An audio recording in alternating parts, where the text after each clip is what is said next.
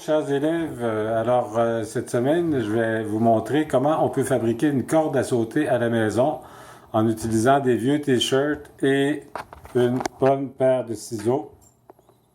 Voilà. Et je vous montre tout de suite comment on fait. Donc, on doit d'abord découper le t-shirt en bandes. On regroupe les bandes par 3 parce qu'on va faire des tresses avec ça. Moi, j'ai découpé à chaque bout ici pour avoir une bonne longueur pour chaque bande. Donc, on va se retrouver à la fin avec des tresses d'environ 1 mètre de long. Alors, on va se déplacer, on va travailler avec un autre tissu. Évidemment, j'ai préparé tout mon matériel pour ne pas vous montrer comment je fais des tresses pendant 1 heure de temps. Peut-être pas 1 heure, mais une demi-heure. Donc, là, j'ai 3 bandes de tissu. Et je dois faire un nœud préalablement.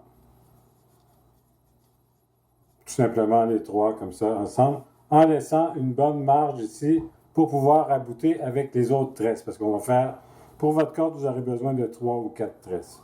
Voilà. Et à partir de là, on commence à tresser. Donc, pour ceux qui n'ont jamais tressé, ça va être une première expérience. On doit toujours prendre une bande de l'extérieur pour la croiser par-dessus celle du milieu et on alterne gauche-droite. Ainsi, je me fais une tresse. À la fin de la tresse, j'arrive avec un résultat comme ça, comme vous pouvez voir. Donc, j'ai déjà une belle petite corde. Fun, hein? C'est bien. Bon, alors, une fois que j'ai 3 tresses comme ça, je les raboute ensemble parce que j'ai laissé assez de tissu pour pouvoir attacher. J'avais préparé le tout. D'accord? Et maintenant, je fais un nœud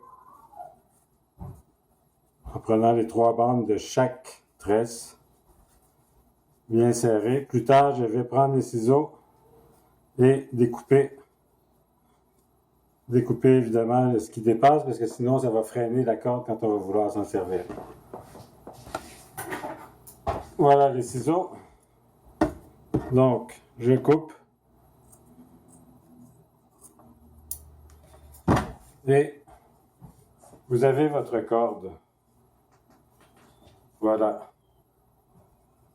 Normalement, ça devrait arriver quand la corde est au sol, environ juste en dessous de vos aisselles. OK? Sinon, si ça n'arrive pas comme ça, vous pouvez l'étirer. OK? La corde, déjà, elle tourne assez bien. Une façon de la faire tourner plus vite, ça peut être en la mouillant. Et ensuite, vous le laisserez comme il faut. Et sinon, moi, j'ai déjà fabriqué la mienne, qui est à la bonne grandeur pour moi. Moi, j'ai ajouté du ruban pour qu'elle soit plus rapide, la corde. Et du ruban pour les poignets, pour avoir des repères où la tenir. Donc là, on va aller tester si ça fonctionne. On va aller dans la cour.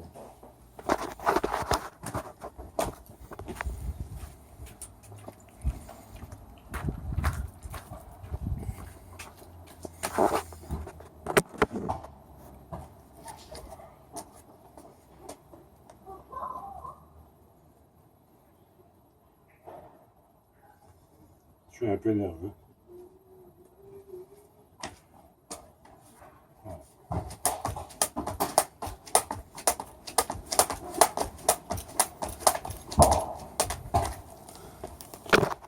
Comme vous voyez, cette corde fonctionne très bien. Alors, amusez-vous bien à vous en fabriquer une et à vous en servir le plus longtemps possible. Au revoir.